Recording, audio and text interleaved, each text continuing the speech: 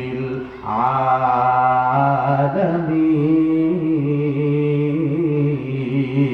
আল্লাহু আকবার।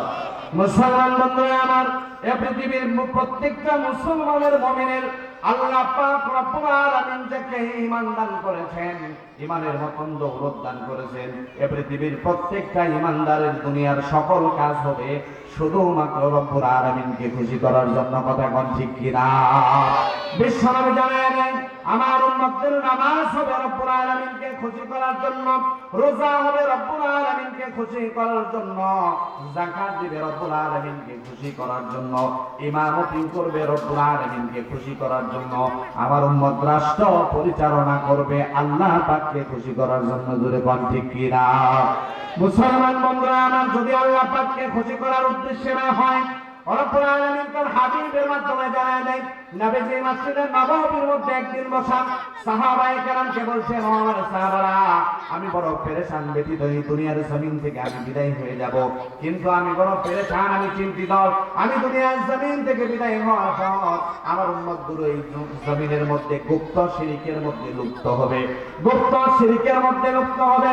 শুধু তাই নয়, শুধু তাই নয়, গুপ্ত শিরক করার কারণে আমার উম্মতের আমলগুলো ধ্বংস হয়ে যাবে।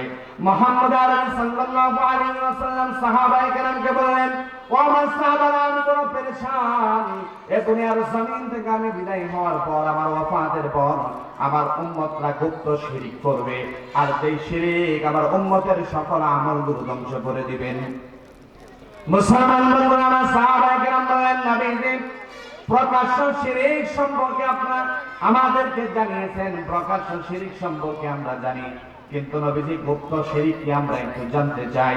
মুহাম্মদ আরবি সাল্লাল্লাহু আলাইহি ওয়াসাল্লাম সাহাবায়ে কেরামকে জানিয়ে দিলেন।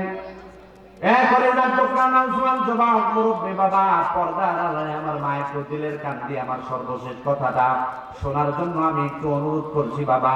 এই শীতের রাজধানীতে কষ্ট করে, দামি মোবাইলের মহব্বত ত্যাগ করে, সুন্দরী বিবির মহব্বত ত্যাগ করে, আরামের বিছানা ত্যাগ করে যারা ময়দানে উপস্থিত হয়েছেন বাবা, এটা যেন কোনো লোক দেখানো না হয়, বক্তার বললেওয়ালাও যেন লোক দেখানো না হয়। মুহাম্মদ আরবি সাল্লাল্লাহু আলাইহি ওয়াসাল্লাম সাহাবায়ে কেরামকে বললেন, ও আমার সাহাবারা, আমি দুনিয়ার জমিন থেকে বিদায় হয়ে যাব, বিদায় হওয়ার পর আমার উম্মতরা ভালো ভালো কাজ করবে, সুন্দর সুন্দর কাজ করবে, দান করবে, সাদকা করবে, হজ করবে, বাইতুল্লাহ জিয়ারত করবে, যাকাত দিবে, সুন্দর সুন্দর কোরআনের মাযহার আয়োজন করবে, মসজিদ মাদ্রাসা করবে, কিন্তু প্রত্যেকটা কাজ শুধুমাত্র মানুষকে দেখানোর উদ্দেশ্যে করবে।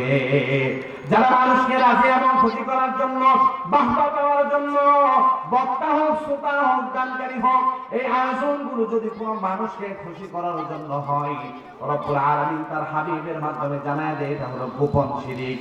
মুসলমানের প্রত্যেকটা কাজ হবে কাকে খুশি করার জন্য? আর একটু জোরে আল্লাহকে একটু জোরে ডাক দেওয়া যায় কিনা? বলেন আল্লাহ।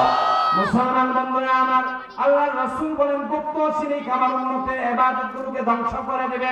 সুতরাং আমরা জমিনে যতগুলো কাজ করব, রাজনীতি করি বাবা, যে কোনো কাজ আমরা জমিনে করব, প্রত্যেকটা কাজ শুধুমাত্র রবকে খুশি করার জন্য করব। কারা কারা রাজি আছেন একটু দু হাত দেখতে চাই। লিল্লাহি তাকবীর, লিল্লাহি তাকবীর। এই আওয়াজে শীত যাবে না। লিল্লাহি তাকবীর। দিন ইসলাম, দিন ইসলাম, আল কোরআনের আলো, আল হাদিসের আলো। আজকের মাহফিল সফল হোক, সফল হোক। আজকের মাহফিল লিল্লাহি তাকবীর।